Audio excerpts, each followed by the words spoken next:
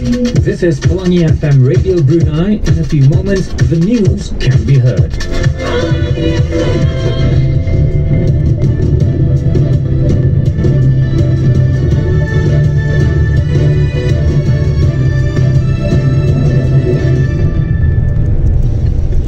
Bismillahirrahmanirrahim. Assalamualaikum warahmatullahi wabarakatuh. Dari Studio Jubli 1 Radio Brunei, saya Majdi Dr. Haji Sarbini. Beliau merupakan generasi penerus yang bakal mewarisi tanggungjawab untuk memimpin dan memajukan negara. Sehubungan dengan itu, pembangunan beliau perlu diberikan perhatian yang serius dan menyeluruh. Pembangunan beliau perlu dilihat dari pelbagai aspek, bukan sahaja dari segi akademik dan ekonomi, tetapi juga dari sudut spiritual dan moral. Perkara tersebut antara intipati khutbah Jumaat bertajuk Belia Siaga Masa Depan. Khutbah juga mengingatkan untuk melahirkan para belia Brunei yang cemerlang dan berakhlak mulia di era globalisasi yang serba mencabar ini, iaitu dengan memberikan mereka pendidikan yang holistik, bukan sahaja pencapaian akademik tetapi meliputi pembangunan syahsiah dan akhlak, pelibatan dalam aktiviti sosial dan kemasyarakatan dengan penyertaan pelbagai aktiviti yang bermanfaat kepada masyarakat. Sokongan daripada institusi keluarga dan masyarakat yang sangat penting dalam membentuk pribadi beliau yang unggul.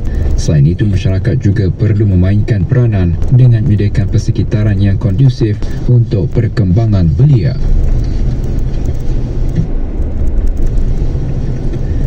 Tujuh pelajar dari Fakulti Perubatan Universiti Kagawa berada di negara Brunei Darussalam bagi menyertai program Sekolah Perubatan Musim Panas Antarabangsa ISMS ke-14.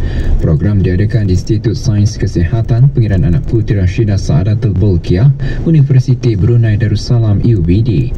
Hadir Dr. Awang Hazri bin Haji Kifli, Naib Chancellor UBD. Tahun ini, institut berkenaan meneruskan program pertukaran tahunan pelajar dengan Universiti Kagawa selepas berehat selama 5 tahun akibat pandemik COVID-19.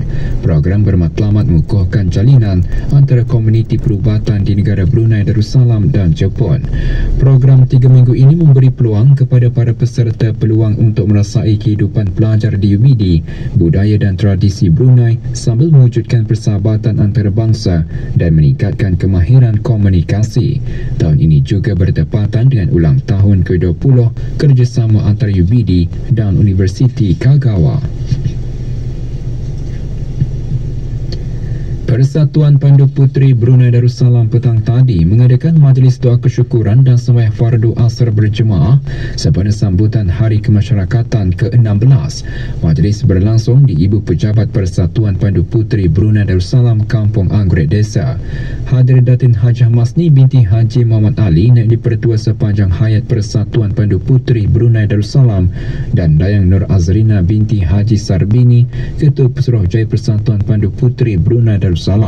Majlis bertujuan bagi memanjatkan kesyukuran serta meraihkan ahli-ahli persatuan yang telah terlibat dalam pelbagai kegiatan khidmat masyarakat yang merupakan sebahagian dari persetiaan Persatuan Pandu Puteri Brunei Darussalam.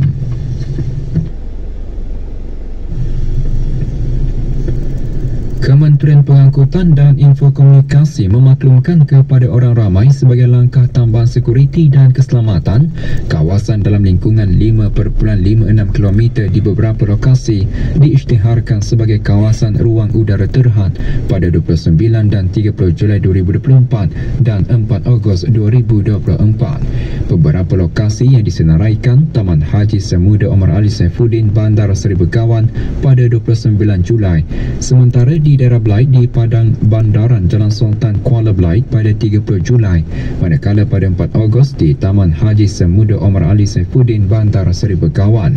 Di bawah pengisytiharan tersebut, pesawat-pesawat termasuk drone, iaitu pesawat udara kaulan jauh, tidak dibenarkan beroperasi di ruang udara tersebut kecuali yang mendapat keizinan. Kegagalan untuk mematuhi peraturan dianggap sebagai pelanggaran undang-undang dan peraturan-peraturan negara Brunei Darussalam di bawah Seksyen 51 Perintah Penerbangan Awam 2006.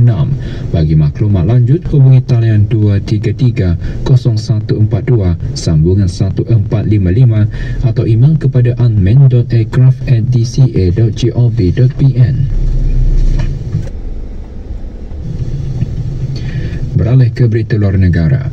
Menteri Hal Ehwal Luar Indonesia Puan Retno Marsudi menjemput Korea Selatan untuk meraihkan hubungannya bersama ASEAN selama 35 tahun dan menyumbang kepada mewujudkan ekosistem yang sesuai bagi kenderaan elektrik di Asia Tenggara.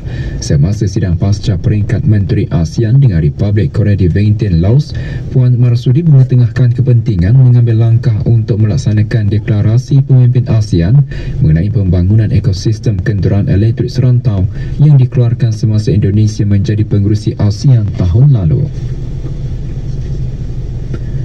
Menteri Luar China Wang Yi mengadakan rundingan berasingan dengan Menteri-Menteri Luar Laos, India dan Rusia di Vientiane, ibu negara Laos.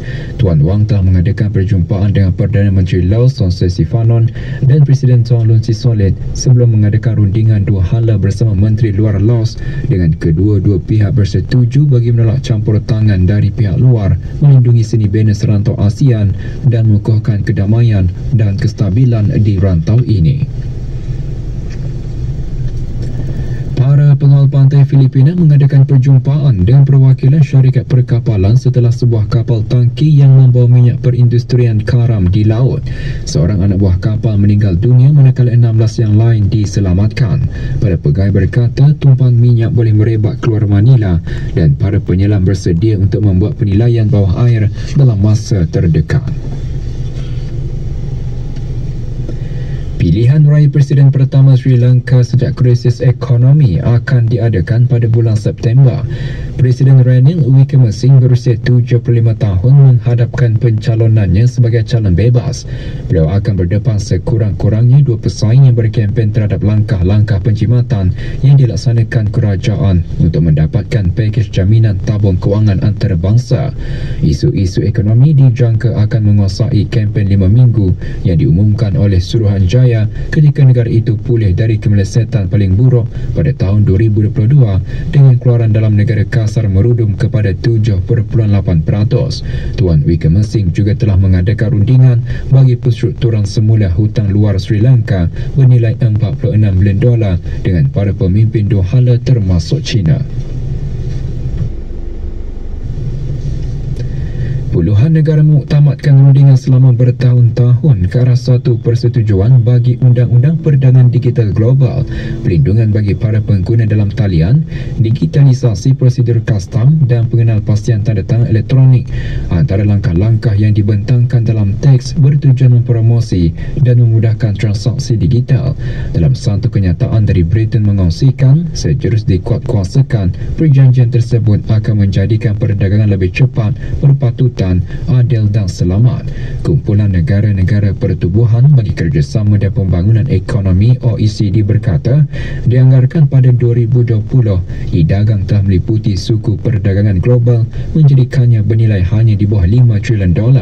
Setiausaha Perdagangan Britain dalam pada itu juga mengalu-alukan langkah tersebut yang menurutnya langkah besar ke arah memperbetulkan undang-undang global dan memastikan perusahaan di Britain meraih manfaatnya. Sukan. Upacara pembukaan tamasya sukan paling berprestij di dunia Sukan Olimpik Paris 2024 akan berlangsung hari ini waktu setempat bersamaan awal pagi esok waktu negara Brunei Darussalam. 3 atlet negara bagi acara renang dan larian menyertai sukan tersebut. Pada 28 Julai, Awang Ziki Chan Ziyu akan menyertai acara renang bagi kategori backstroke atau kuat lentang 100 meter.